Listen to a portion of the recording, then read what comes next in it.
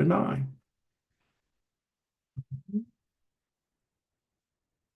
Oh, I think I already got it set up. Numbers chapter 9. And if you, like always, if you have something, you can bring it out. Okay.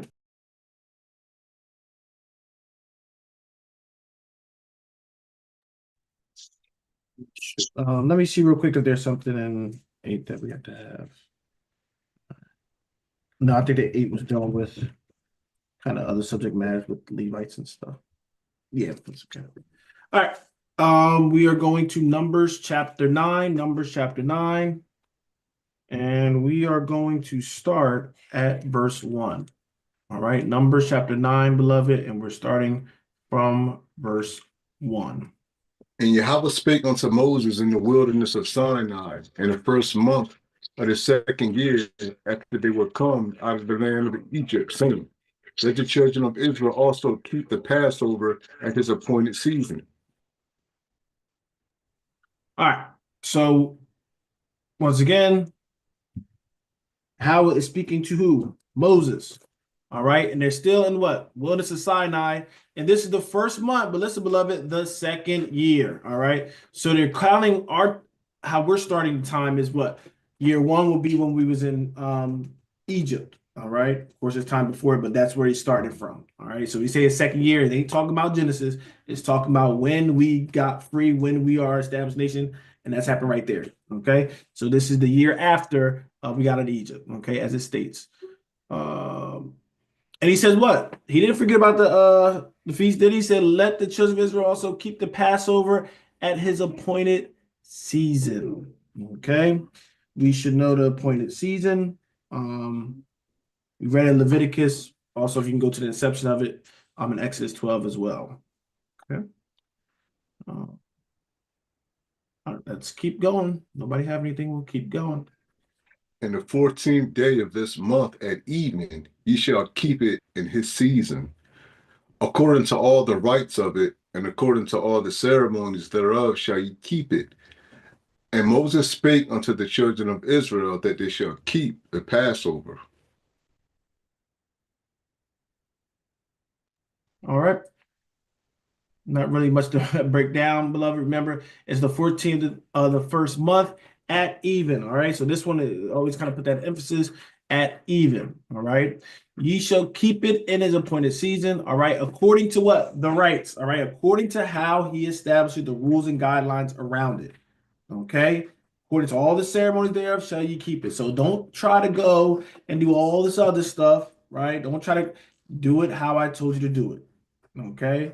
The day, the time, everything. Do it how I told you to do it. It's what the Most High commanded Moses to tell the people. All right. So they kept the Passover. All right. Well, that they should keep the Passover. Right.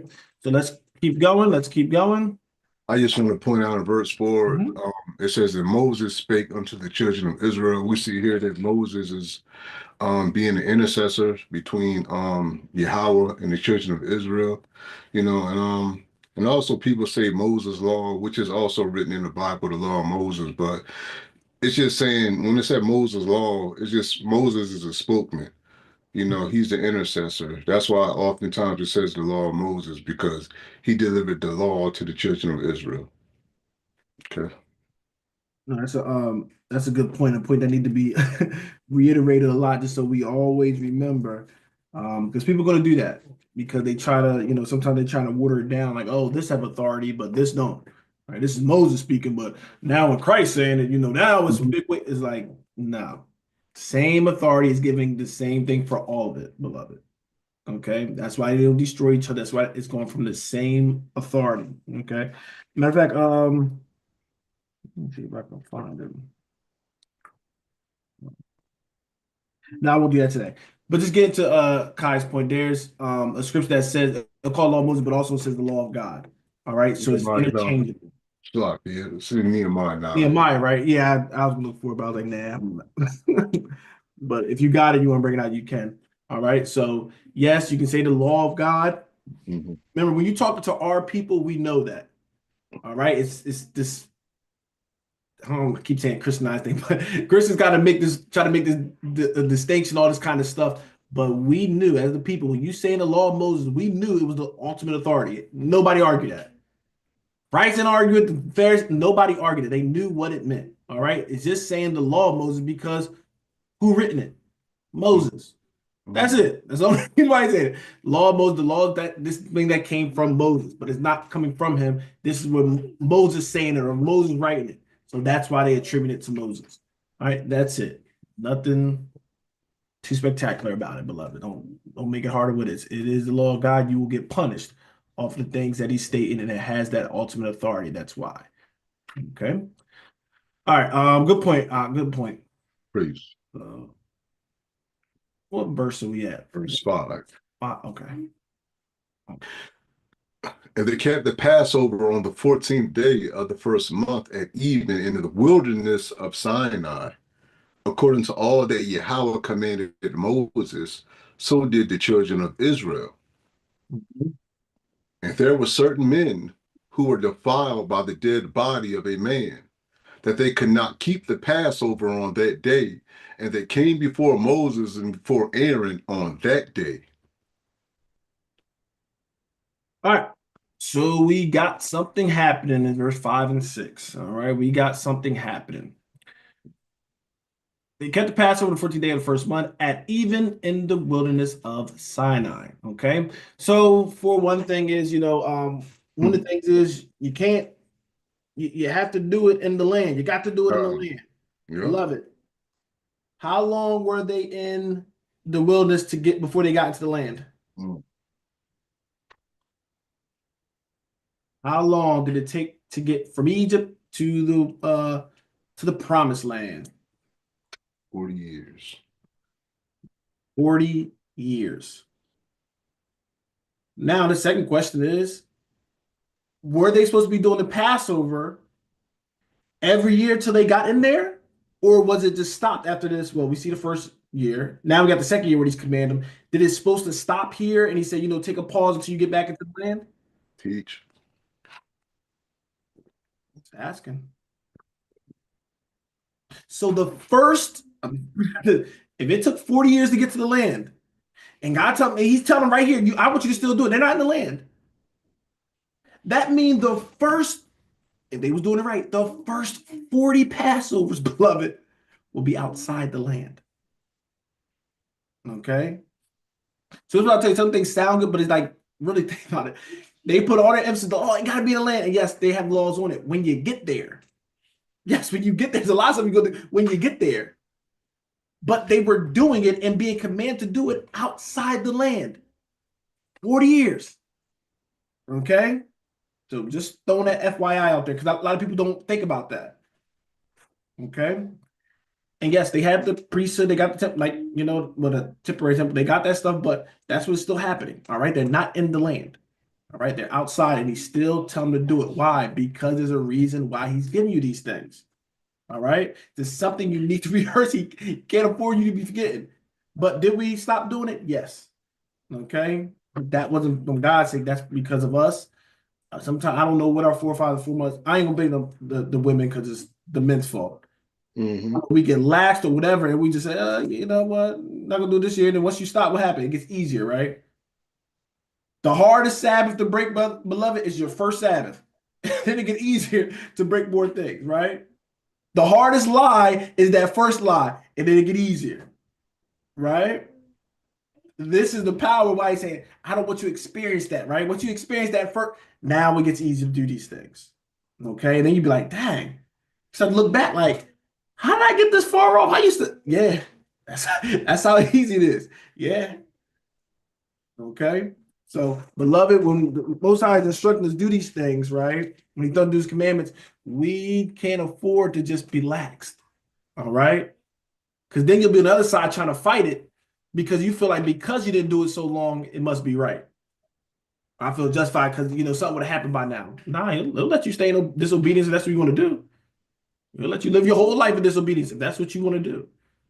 Okay, but that's not the desire of what we're doing here, beloved. All right. So, according to all the commandments, this is where they got it again, like Brother Kai saying, according to all that what Yahweh commanded Moses. This is not Moses freestyle. This ain't Moses feast. This is what Yahweh told him to do. What is a higher authority than the Most High God, beloved? None. So the Most High is talking to Moses. He's giving it to the people. Now we have somebody likened unto Moses, right, with Christ. And what did he tell us? He says, I'm only doing what the Father told me to do. So if they're both getting it from the same authority, how are you going to now water down what Moses is saying? And then you're going to uplift what Christ said is like, they're saying they get it from the same source. All right, that same authority. That's why they shouldn't be flicking and fighting like we're thinking they are. It's the same person. Okay. Verse 6. And there were certain men who were defiled by the dead body of a man. Okay. That they could not keep the Passover on that day. All right. So, beloved, somebody got defiled by the dead body. All right. So, is this saying that they were in sin? That's why they couldn't keep the Passover? So, our thoughts. This saying they were in sin, that's why they couldn't keep the Passover in verse 6. Let me look at.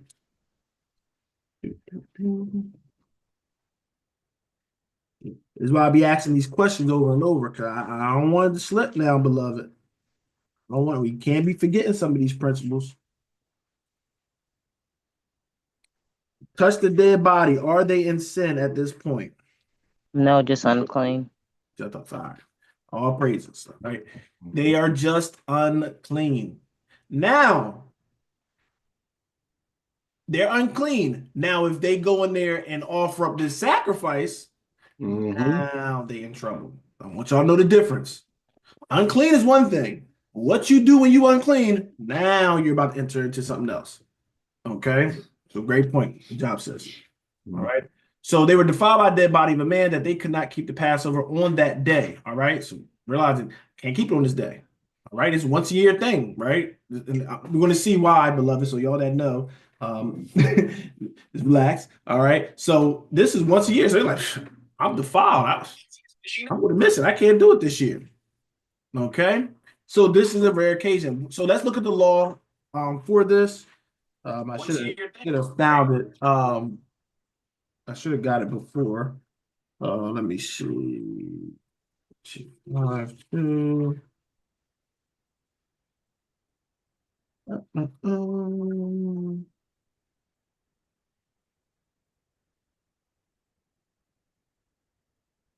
This is one, but I want the trying for the other one. One in Numbers 5, but I think there's one in Leviticus that a little more spelled out. All right, let's just go to number 5 for time's sake.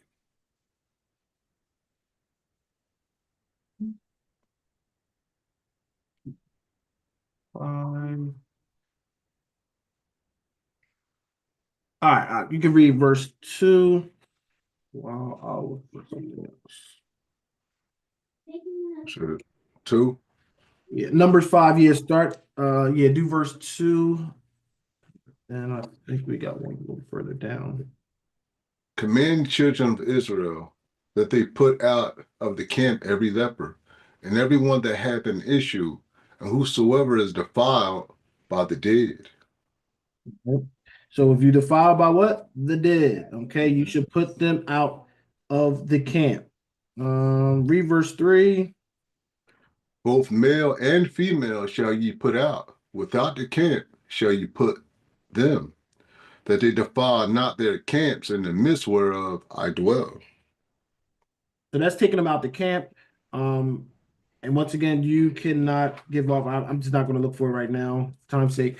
But you cannot do an offering when you are unclean. All right. That's why I say unclean. You're unclean to do this act. All right. This does not mean like when you think of unclean, people are like, oh, you just tainted everything. No, it's for that act, right? You're unclean to do this thing. All right. So just is that, dead body, leprosy, and some other things. All right. So you're unclean to do something. All right. Does not mean you're in sin. Now, sometimes unclean could be talking about sin. Absolutely. So you have to look at the context of what it's talking about. Okay. So you can be unclean. That don't mean you're in sin. Okay. Like that woman with the issue of blood, touching Christ, that will make him unclean. All right. But that don't put him as what? He sinned. Okay. So this is where a lot of people they'll mix a lot of scriptures because like, oh my God, he get like, nah, you be unclean. Okay. You go to a grave site, you're unclean. Okay, that is not sin and everything. Now what you do after, like we said, that'll be another issue. If you went in there now in the temple, now it'll be an issue. But as long as you're not doing that, doing the offering there, you're good. You're separated, things of that nature outside the camp. All right, let's go back to Numbers 9. Numbers 19 and 11. I'm just going to read it real quick. It says, No, it's all right. We go to it. okay. Did see something book that said it, but I didn't read it, so I wasn't sure if it was on point. Is this the one? Yes. This is Oh, the gracious. I Oh, thought it was praise, Leviticus man. number. Okay. Okay. You got it on the screen? Mm-hmm. Okay. Okay, 11. He that toucheth the dead body of any man shall be unclean 7 days.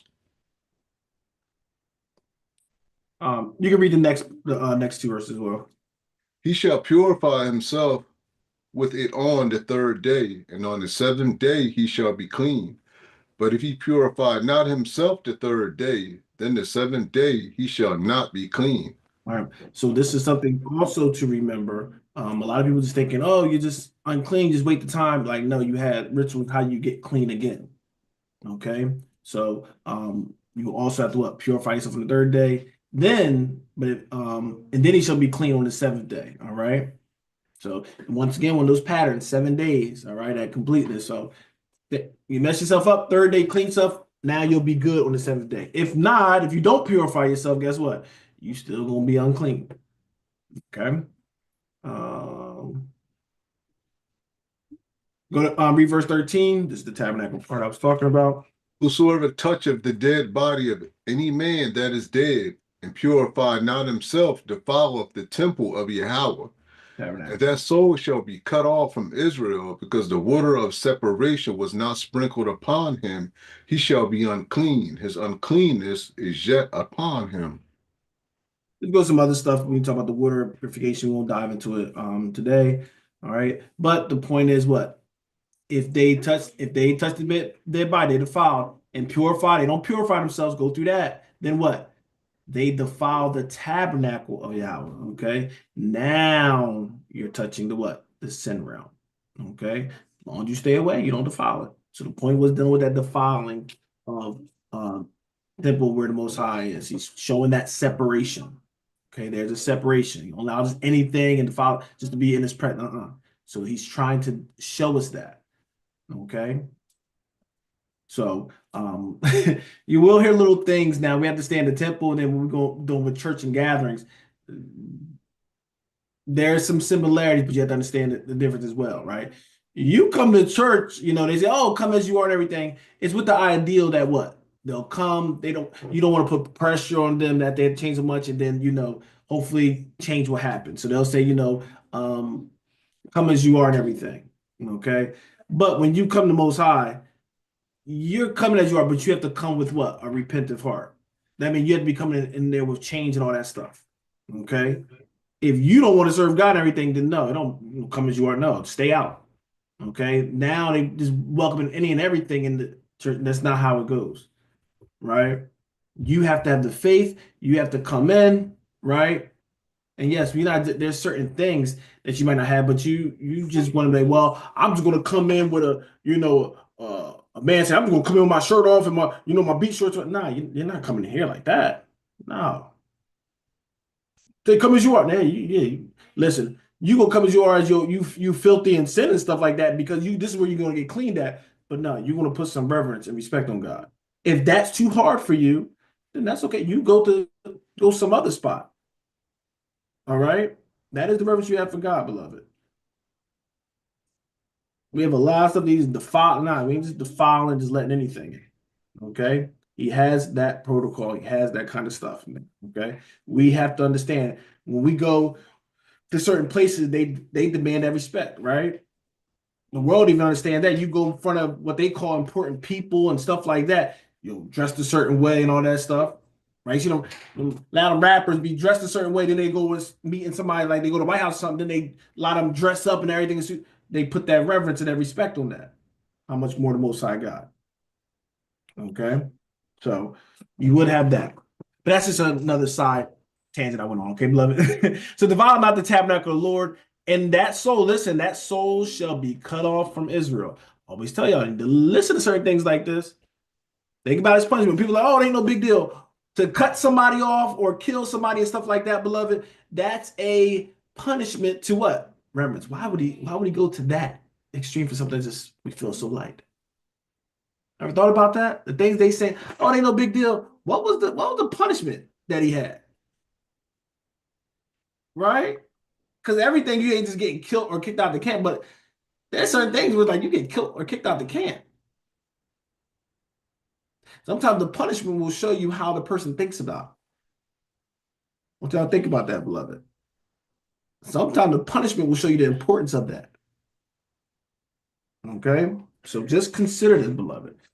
All right, because they didn't basically cleanse themselves. Okay, and this is why we don't want to come before the Lord. They had the ritual aspect. This was literal water that they would put on water separation. But beloved, even with us, beloved, we don't want to come to God just filthy, having wickedness and that leaven and stuff right in our heart. We want to come purifying ourselves. We want to separate ourselves when we get to Him. Okay, so make sure we are coming before Him correctly. Okay, coming before Him prayerful and humble. All right. While we're on, just read verse 14, then no, I think I need you to read 14 and jump down to 16. Then we'll go back. This is the law when a man dieth in a tent. All that come into the tent and all that is in the tent shall be unclean 7 days. See? And for an unclean person, they shall take of the ashes of the burnt heifer a purification for sin, and running water shall be put thereto in a vessel. Okay. Wait, where you go? I thought you said skip to 7. You said skip to 17. Oh, I meant 16. I said 17. I was like, man, I'm reading, but it changed You on might me. have did. You might have That's did. fine. So 14, real quick. Again, this is the law when a man dieth in a tent. So this is why I tell you, you don't want to put it as a tent. This is why I say people they saying certain things. You have to be careful. I know what you're talking about. Because if somebody dies in a tent and you go in that tent, guess what? You're unclean. So now you say, oh, well, you're in sin because you go to tent. And that's why people be thinking when they see and hear some of the stuff with the law, they're looking at it like, oh, man, you can't do nothing. You just in a sin. Like, nah, that ain't sin. Now you can't go to the temple and offer something, but you're not in sin because you might not even know somebody died in there. They died all of a sudden. You in there, like, oh, well, I can help that. I'm just saying, God just put it. Nah, that's not what happens. You're just unclean. Okay. All right, let's jump down to verse 16. Let's read 16. Whosoever toucheth one that is slain with a sword in the open fields, or a dead body, or a bone of a man, or a grave, shall be unclean 7 days. So you'll be unclean 7 days. Okay. Now, could that count for Christ? Remember, Lazarus died, right? That in the grave site. They'd be unclean. Point. Right? But he wouldn't be in sin. It wouldn't mess him up. Okay. He didn't break no laws. He didn't sin or anything like that. If he was, it's just he would just be unclean. All right. If he was in the graveyard, I don't know how the setup was, but he called him out. He called him out of it, so he probably was on the grave. All right. But once again, that wouldn't mess him up. He wouldn't go to the temple. He knows the laws. He wouldn't go to the temple and offer something in that state according to law. All right, let's go back.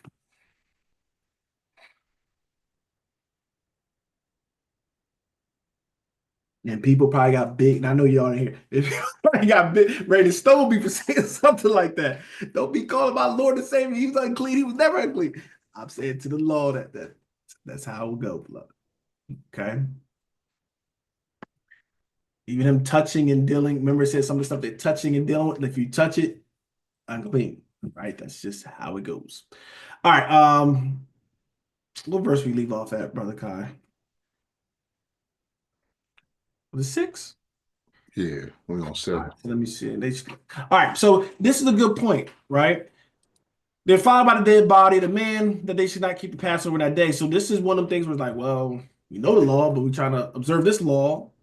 So this is a conflict now. I know I'm supposed to do this, but the law is saying I'm technically unclean. All right. So with those kind of matters, you go, they came before Moses and before Aaron on that day. Okay. And I tell y'all quite often now about the protocol that comes with that.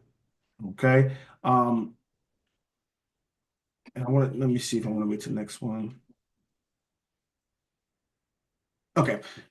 But this is where I'll talk about the leadership and things of that nature, how it was set up to deal with certain matters. There's some matters of the law that wasn't spelled out. This was one that it wasn't spelled out clearly. Okay, so this was a good thing. They had to ask leadership, how do we deal with this matter? Okay, let's keep reading verse 7. You see the quotations. And those men said unto him, We are defiled by the dead body of a man. Wherefore are we kept back, that we may not offer an offering of Yahweh in his appointed season among the children of Israel? And Moses said unto them, Stand still, and I will hear what Yahweh will command concerning you. All right. We can't keep it in the season. We know you said appointed day, and Most High wanted an appointed day that season. He don't want us going to it. And you say, well, maybe I'll just do it 4 days later. Maybe I'll do it next week. Nah, like we had to do it in the season. So they had to go, and Moses, once again, it wasn't not spelled out clearly in the law, right? So like, listen, I gotta go to the to the person that stated the law. Moses didn't go, oh, well, I think this. Nah, because that's nothing with him. He didn't have that authority to say, because this thing had to be accepted before God. So we have to go to the source that, Lord, what I do in this matter? What would you accept? Okay, let's keep going.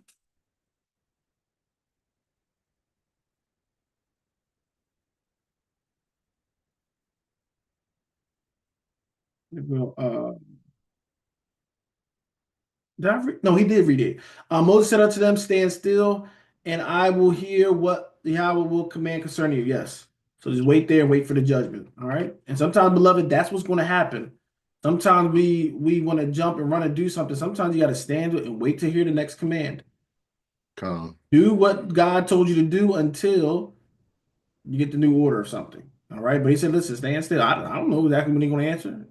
You know what I mean? So just stand still and wait for the command. Let's keep going.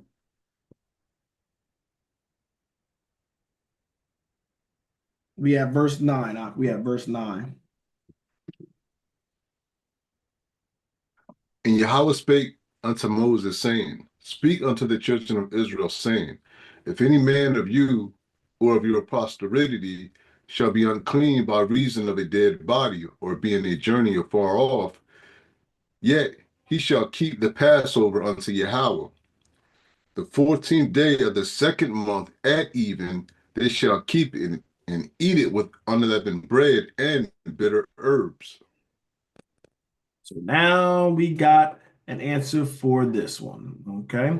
So if somebody unclean, all right. So speaking, I'm gonna say how it says it. Okay. If any man of you or of your posterity shall be unclean by, listen to the reason, by reason of a dead body, or be in a journey afar off. Okay. So these are the things, exceptions that he's having for it. Yet he shall keep the Passover unto how? All right. So he's saying if they're defiled by a dead body or on a far journey, they're still going to keep it. Okay, but listen what he says. You're not going to keep it then. The 14th day of the second month at even ye shall keep it. All right, and eat it with unleavened bread and bitter herbs. So you're going to keep it a month later. Okay. Hmm. All right. Thinking out loud. That's something I'm actually going to talk about. All right. So they will have to do it a month later. Okay. So if you're unclean by reason of a dead body or being a journey afar off, that's how you would do it. Okay. So the same thing. Somebody's too far, they can't make it, blah, blah, set up the month later. All right. So you do have Passover. Some people say like Passover 2 or whatever like that.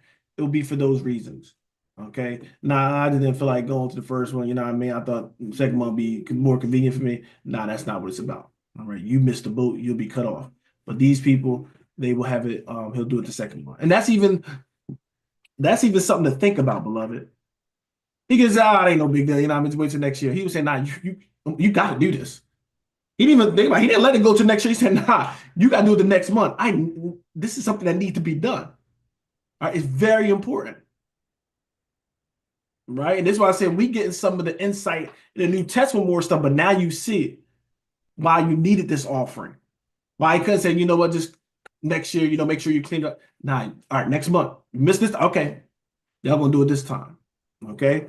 Because it's some importance behind it. Okay. Let's keep going. Let's keep going. They shall leave none of it until the morning, nor break any bone of it. According to all the ordinances of the Passover, they shall keep it. But the man that is clean and not in a journey, and forbeareth to keep the Passover, even the same soul shall be cut off from among his people, because he brought not the offering of Yahweh in his appointed season. That man shall bear his sin. That's scary, beloved. Okay. So once again, same thing. You got to do it the same way. All right. You're just doing it a month later, but you're gonna keep the same orders, do the same thing for the Passover on the first, like you do the first month. Okay. However, with this one, but the man that is clean, let's look at this verse 13. The man that is clean and not in a journey, and forbear to keep the Passover, even that same soul shall be cut off from among his people. Because he brought not the offering of Yahweh in his appointed season, that man shall bear his sin. Okay. And this is we gotta look at, beloved, to be cut off from your people was very serious. Why was that like almost like a hell-bound sentence, beloved? Because no other nation had this stuff but us. Where you gonna go? Right? Our people got cut off. Yeah, people got cut off and everything, but that's the big thing. To do the things and everything of God, you had to be with us, right? The Levites, like you needed those things. So it's cutting you off. Like I cut you off. Y'all know how it is. This is when y'all cutting that guy. I'm cutting him off, right? He don't get same thing. You don't get all that. You cut him off. That relationship is cut off. You're gonna be just like what? Everybody else. It's not in this thing. So this is very serious. But this is how serious he's saying. I'm gonna cut you off. You don't cut somebody off from something that's light. No, you want to violate this? You don't want to do this? You clean, or per se, you clean and you don't come. And this is another thing to think about, beloved. Were they truly clean? See, cleanness in the mind. Yeah, you might have been clean according to the laws and you didn't defile yourself with their body, but you were defiled in your mind because you felt that this was important. You felt like I don't have to do this. It's the same mindset in the people, what, today? I just don't want to do it. It ain't like it's an issue. I don't want to do it. I feel I don't care nothing about any of those excuses we say. If you're clean, you better be there. They ain't want to hear nothing else. If you were clean, you better be there, or you saying you don't want to be a part of us. And that's the thing, beloved. Keep talking about that nation and everything. That's how we got to think. We come together. We are a people. When somebody going in there and they doing certain things, well, I want to do what y'all do. Then you don't want to be a part. Then go and do your thing. All right. And I'm saying I love because that's what he was saying here. Because you know what? Those be the ones that what? Mess up the other people in there. Because then people look at it like, well, they're not doing it. Well, I don't feel like doing it either. And then you got a whole little rebellion starting. Okay. So this is one of those things. Now, when we talk about nowadays, we're gonna have to be wise because our people been destroyed. This time we all a nation, right? But we're gonna get to this as well, Lord's willing. All right. Even with this group, we're gonna have to get it, and we want to be on one accord. That's what we just be striving to be on one accord. All right. So he's saying that person's gonna be cut off from his people. You don't want to do it, all right? Because he brought not the offering of Yahweh in his appointed season. You got to do it when he tell you to do it, not when you want to do it. Okay? That's why we come together. This is the dates. All right, you come there. Well, that'll work for me. I got something to do. I'll just catch y'all next time. See, you don't want to be part of the people. You want to be your own person. As I call it, that you want to be that rogue saint. Okay? And that's a deep spirit in Israel. Rogue saints. Just want to go and do everything on your thing. You the ultimate authority. You don't have to check in with nobody. You don't have to submit to anything, or it's just you and the Holy Ghost just deal with you directly. God just deals with you directly. He speaks to you directly and nobody else. All right? That ain't how it's supposed to be. Okay? Appointed season, that man shall what? Bear his sin. Oh, now you got to bear it. What did I tell you before? Before you didn't have to bear it. Now you're going to bear that sin. Now you're going to be dealing with the effects of sin. See, a lot of us made some boo-boos, then some of us, took another step. You let that sin in the door, and now what? Oh, you're going to bear it. Now you're going to have to deal with that. That's why some of us are plagued in the spirit. We can call it all kind of fancy names, but it's that spiritual warfare we're dealing with. A lot of it's what? You deal with the spirit. It's not the tangible things you can get, right? That mind. Spiritual warfare is in the mind. Like, man, I used to love hearing the spiritual songs and everything. I feel like something's off. Yeah, spiritual warfare. I used to look forward to learn the word of God. Now, man, I can't kind of stand, reading the word of spiritual warfare, beloved. Bearing that sin. But what you need to do is what? Come back and submit to God. Say, Lord, I went off. Clean me up. I need that mind. Even David knew that. Restore me the joy. Restore that. Give me that back. All right. Matter of fact, let's jump to it. This ain't a long. Okay. Yeah, this ain't a long chapter. Let's go to Psalm 51.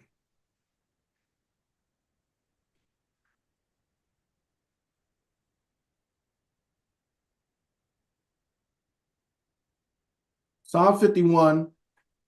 Let's start verse 2. Wash me thoroughly from my iniquity and cleanse me from my sin. Wash me thoroughly from it. Not a little bit, not the part I'm not okay with, but wash me thoroughly, cleanse me from my sin, and what? For I acknowledge my transgressions, and my sin is ever before me. What's the problem? We mess up, and what do we want to do? Read that verse 3. For I acknowledge my transgressions. Acknowledge my transgressions. See, remember John the Baptist said, he said, repent for the kingdom. You need to acknowledge it. Stop pushing it aside. Stop justifying it. Stop wrapping around, so this sin don't seem as bad. Acknowledge the transgression. And he tells you what? And my sin is ever before me. Okay? Jump down to verse. Let's go to verse 6. I'm not going through all this, beloved. Behold, thou desirest truth in the inward parts, and in the hidden part thou shalt make me to know wisdom. Behold, thou desirest truth where? In the inward part. Mm-hmm. Oh, the law of Moses is about doing stuff for the works and all this stuff. Yeah, but yes, if you understand the law, you understand it's about what? Getting it in the inward parts. See, if you're just doing robotic, when trials and tribulations happen, you're ready to fall because you didn't put you didn't invest it in your spirit, in your mind. Okay? It's like when saying that, yeah, anybody can serve you when you give them everything. When life is smooth, yeah, it's easy. But let me touch them. Start messing with them. And look how their faith will crumble. Look how they'll starve to come to me. That's how much the flesh sometimes constraining us, beloved. When we feel inconvenient, we don't feel like that's somebody. We don't feel like it. It's too much. Right? You're gonna suffer on this. You're gonna suffer either way, beloved. At least make it to the kingdom when you're suffering. Okay? But we have to what? Hit that truth in the inward parts. And in the hidden part, thou should make me to know wisdom. This is the problem. We're not trying to get it in us. This is why he's not giving us that what? That wisdom. See, we're just looking at, the Sabbath day, just, the day we go, we don't work and everything. Or, these feasts, we just go and just kind of do that. See, you just looking at it as this, some wick, like the heathens, some holidays, they don't mean nothing, things of that nature. But when you take it serious as in, oh, when I'm coming on the Sabbath, I'm coming before Yahweh. When I'm coming to the feast, I'm coming before Yahweh. That's how they were looking at it. You're coming before the Lord. And if you really have your mind to that, then he can give you the wisdom. He can break these things down so it don't look like foolishness and vanity. But the scriptures tell you, they're going to think that way. All right?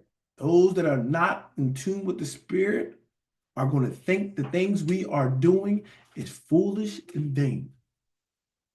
I understand why they're going to think that.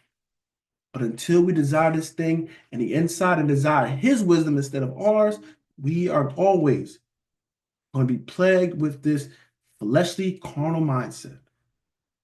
All right? Let's keep going, brother Kyle. I like this verse 8. Give me this verse 8. Make me to hear joy and gladness, that the bones which thou hast broken may rejoice. You see that? This is where you understand that true repentance. Make me to hear joy and gladness. Now, beloved, David, when he sinned it, you think he went deaf? Right? He can still hear the instruments. Right? When you was in sin, you were still hearing the instruments. You were still hearing them play the music, right? But the problem is, make me to hear joy and gladness. He knew it wasn't the same. See, I used to come and I could just feel it, right? It didn't take all this, but it's like somebody got to motivate me. It will be joy and gladness because it's something within you. But listen what he says. Why is that going? The bones which thou hast broken may rejoice. You broke my bones, that I can't get joy and gladness in things. And if we stop faking, right? Stop putting on the front, right? We can do the sincerity. I told you, God wants that sincerity. Well, I'm not feeling the same way. I'm not getting happy about things. I don't feel invincible like I did before. When I was serving you, I felt invincible. I didn't care about what people thought. Your words, I'm just going out on faith. I didn't care who judged me and what. I was going to serve you and I'm going to give you my all. But I don't feel that way. Where did my armor go? See, we can start thinking about it, beloved. There was a time where nobody could tell you nothing different about God. But we get lax, right? And we don't even know where it dropped off. But you can just, I know it don't feel the same. I used to hear songs and I just felt the chills from certain songs because I just loved you so much that the songs, everybody, it just brought a certain feeling to you. Right? You know, some of the worldly songs, you hear your song like, oh, that's my song. You get in that zone and you start feeling it, right? Same thing with when we doing our worship. It's supposed to do something to us. Somebody singing about redemption and things that it should start to move in the inside. Because you know that you were in that state and how God has saved you. But David understood that. See, he wasn't going to fake it like, people they still want to shout, even though you're doing wickedness and all that stuff, you know you ain't dealing with God, but they still want to what? Front. We can't do no more of that playing games, beloved. No more fronting and acting like you got a relationship with God. All you're doing is fooling yourself. Well, no, you might fool some people too. Don't get me wrong, you might fool some people, but you're not fooling God. Okay? So we want to make sure we get back, and I'm not going to get into nothing else. Let's go back to Numbers 9. But we want to be sincere with this thing, beloved. All right? Open to him.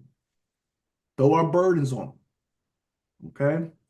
Brother Kyle, where we at? I don't even know how we got there from this Passover period. 14. 14. All right, they meant bear their sin. Maybe that's why. All right, verse 14. We can read. And if a stranger sojourn among you, and will keep the Passover unto Yahweh according to the ordinance of the Passover, and according to the manner thereof, so shall he do. Ye shall have one ordinance, both for the stranger and for him that was born in the land. No, the heathens have this, Gentiles have this, Israel have this. All right? We're supposed to be under one law. Okay? They will have to submit to it. Oh, well, this is where I do the circumcision. Nah, you can't do what? If you're not circumcised, you said it had to be after the manner, right? Mhm. Let me show because Israel got to see everything. I don't believe nothing. I got to see everything. No, no problem. Let's go to Exodus 12. I just want to let's just read this point so you can see it.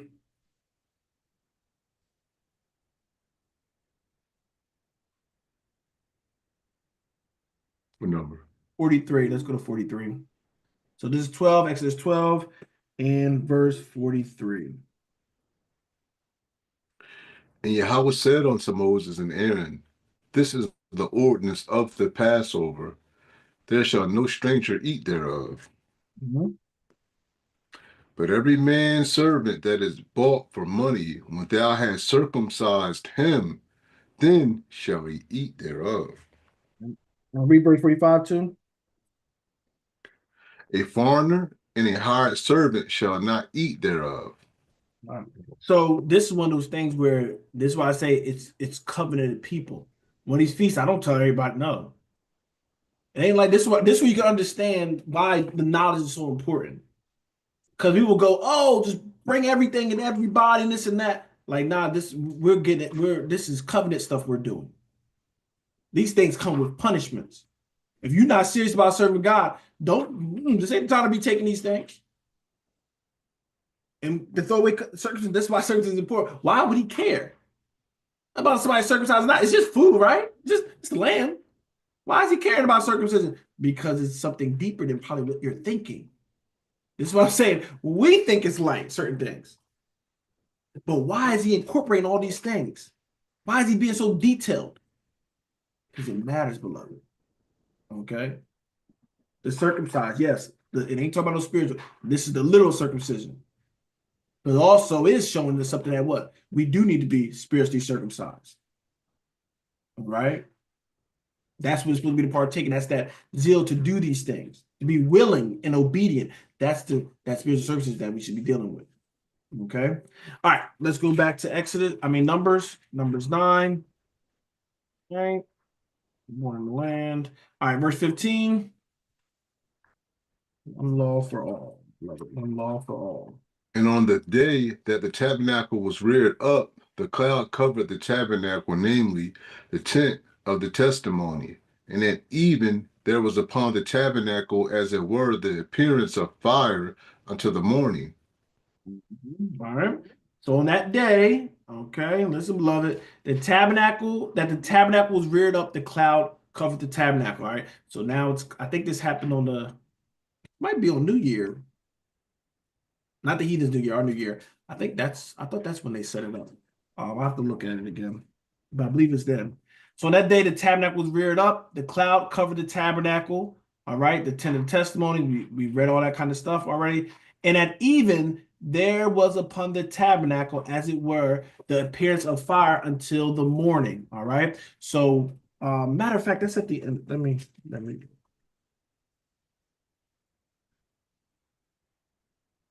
that might be at the man, is that the end of Exodus?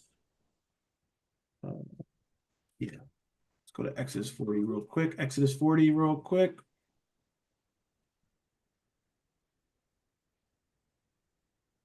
See why sometimes the level will take me forever to read a chapter.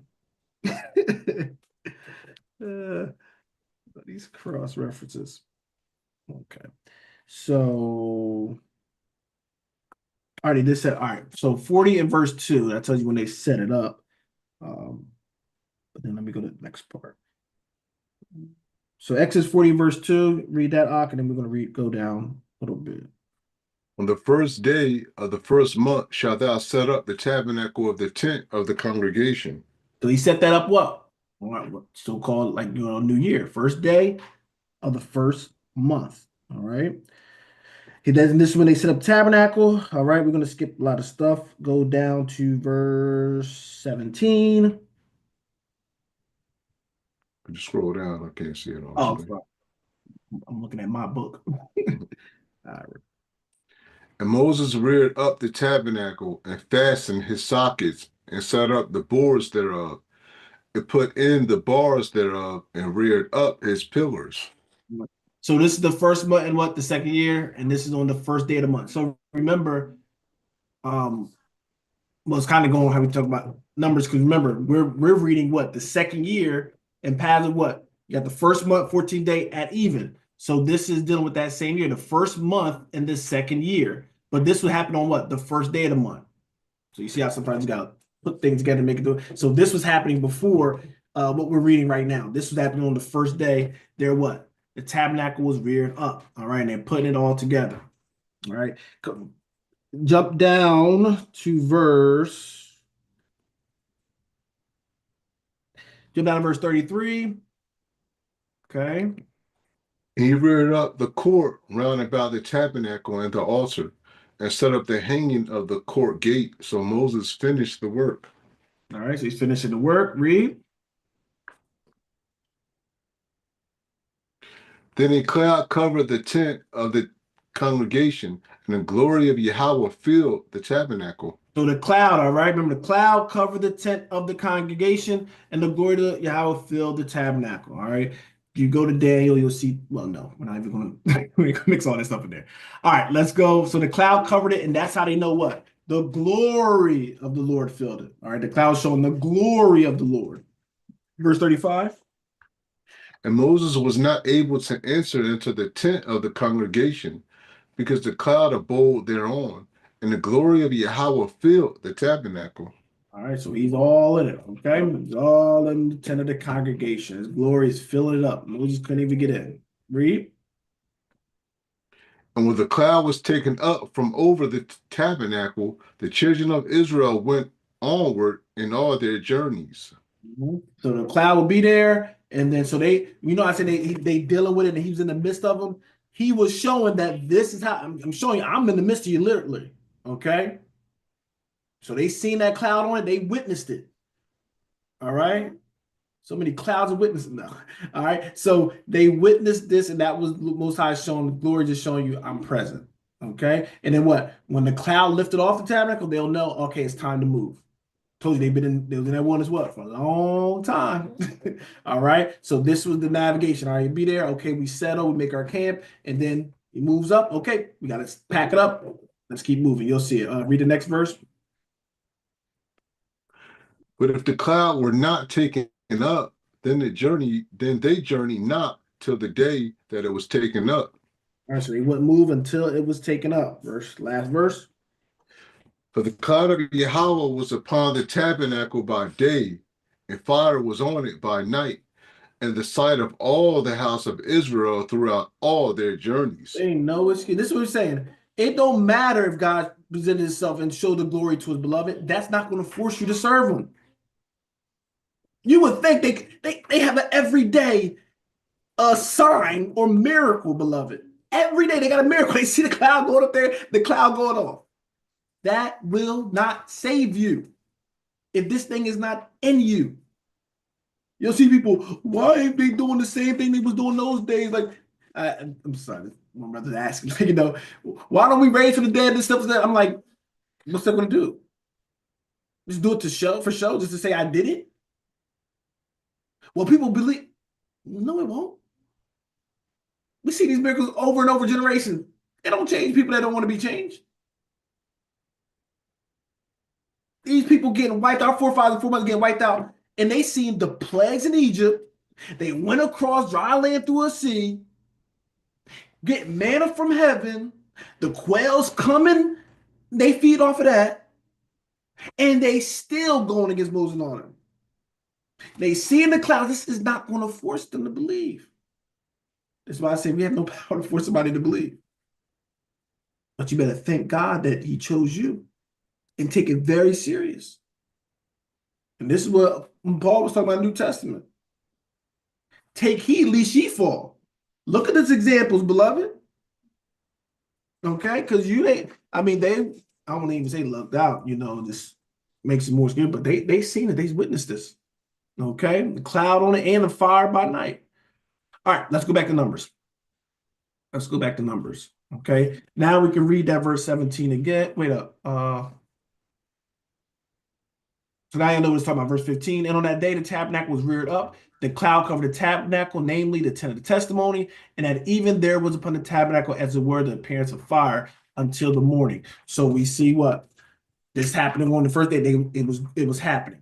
Okay, so now we piece together so they know what they're talking about. So it was reared up on the first day of the month, the first day of the first month. So New Year they seen it set up, and then what? Cloud on it, and then fire at night. Okay, so that fire appeared until the morning. So I interpret that is also showing that sign of like remember we were offering and it had to be gone by morning. Kind of see those kind of reference points as well. Okay, but also was their guide. Okay, why he had the fire at night. Verse 16. So it was away. The cloud covered it by day, and the appearance of fire by night. And when the cloud was taken up from the tabernacle, then after that the children of Israel journeyed. And in the place where the cloud abode, there the children of Israel pitched their tents. At the commandment of Yahweh, the children of Israel journeyed. And at the commandment of Yahweh, they pitched. As long as the cloud abode upon the tabernacle, they rested in their tents. So he gave, this is what they had to go with. Okay. So they no doubt. Okay, well, just believe Moses have no, well, Moses already showed them a million miracles, all right, but they literally seeing it, all right? They literally seeing Most High glory doing all these things. Okay, so the cloud will be there. They know to chill and rest. When it moves up, all right, time to go. All right, so this is the spiritual GPS system. All right, it's really a spiritual GPS system. Let's keep going. And when the cloud tarried long upon the tabernacle many days, then the children of Israel kept the charge of Yahweh and journeyed not. Mhm. And so it was, when the cloud was a few days upon the tabernacle, according to the commandment of Yahweh, they abode in their tents, and according to the commandment of Yahweh, they journeyed. Once again, just saying the same thing we've already been saying, beloved. That's how they was knowing when to leave and when to stay.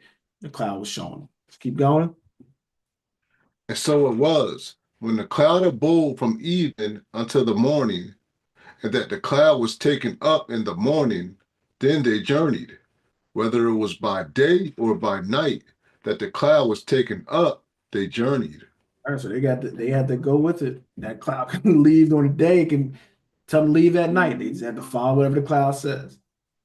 Okay. So once again, showing you that what God is literally leading you. All right. You can look at it two ways. He basically delivered you out of Egypt, right? But also guiding you to what? That promised land. So we see the spirit literally what guiding you to that promised land. All right. And we'll call it that. No, I'm not going that deep tonight. But yes, God is that promised land. That's the same thing, beloved. We got to get removed out of what? Egypt, that Egypt in your mind, that pagan, that wickedness in your mind. You got to what? Get delivered out of that mindset and let the spirit guide you to what? To that place. All right. That place of safety. Okay. We just found him. So once again, we're seeing it even in the Old Testament. That's why we have to look at these stories and understand what is God showing us. All right. Some of us, just like some of our forefathers, want to look back, say, man, we was better off there. We was better off in Egypt. Some would say the same thing. We better off in the world. And lost your mind. But you better find it before the wrath of God gets you. Never better when you just a slave, when you just a servant. You're a slave to sin and wickedness. He's bringing you out of Egypt. Okay? It's not always a smooth ride, beloved. But he got to purge out those that what? Everybody don't want to make it in. Everybody don't want to serve him. And we see in the purging process right before us. Okay? But will you stand fast? Will you endure to the end? That's about, are you going to endure to the end? Let's keep going, brother. For whether it were 2 days or a month or a year that the cloud tarried upon the tabernacle remaining thereon, the children of Israel abode in their tents and journeyed not. But when it was taken up, they journeyed. Mm-hmm. At the commandment of Yahweh, they rested in the tents, and at the commandment of Yahweh, they journeyed. They kept the charge of Yahweh at the commandment of Yahweh by the hand of Moses. All right. So they don't know. They don't know if Yahweh want them there for a day, a month, a year. They just have to what? Be waiting on the Spirit. All right. I love that verse 23. At the commandment of Yahweh, they rested in their tents, and at the commandment of the Yahweh, they journeyed. All right. We supposed to be spirit led. All right. If the Spirit says stay, you stay. If it tell you to move, you move. Okay. They kept the charge of Yahweh at the commandment of Yahweh by the hand of Moses. Oh, it's Moses doing no. What? At the commandment of Yahweh by the hand of Moses. Okay. He was directing. All right. Moses, the puppeteer, he's just doing it and giving to him like that. Because once again, what happened, beloved? They didn't want to they didn't want to hear from God. Remember that whole thing? Everybody forget about that. Oh, we don't want to hear from you. We'll deal with you, Moses, right? Y'all, we asked for it. And then we start dealing with Moses. Now you got another problem, right? I don't know about Moses and all this stuff, right? So what you realize with Israel, you can't win. It's a failing game, beloved. All right. But once again, God is raising a people out of a people, those that truly want to serve him. And we have people that truly want to serve him in every generation. Don't get it wrong. All right. But beloved, while we can hear this truth, read and come together. All right. Let's do this thing. All right. We get one shot to do this thing right. Let's not waste this life on foolishness and wickedness and things that will not avail. Let's live this life. Let's make a better, smoother path for the next generation. Okay? This is what that love is. Don't stop just worrying about self. How can I lift up the rest of my people? All right? If you can't think about those kind of things, you need to go back and seek God, because that's what it's about, edifying the body, helping the body. We've been selfish long enough. All right? Let's come together and really serve God together and watch how he restore our people one person at a time. All right? Or hundreds at a time, thousands at a time, right? Whatever, however he wants to do it, beloved. All right. Anybody got anything for Numbers chapter 9? Numbers chapter 9.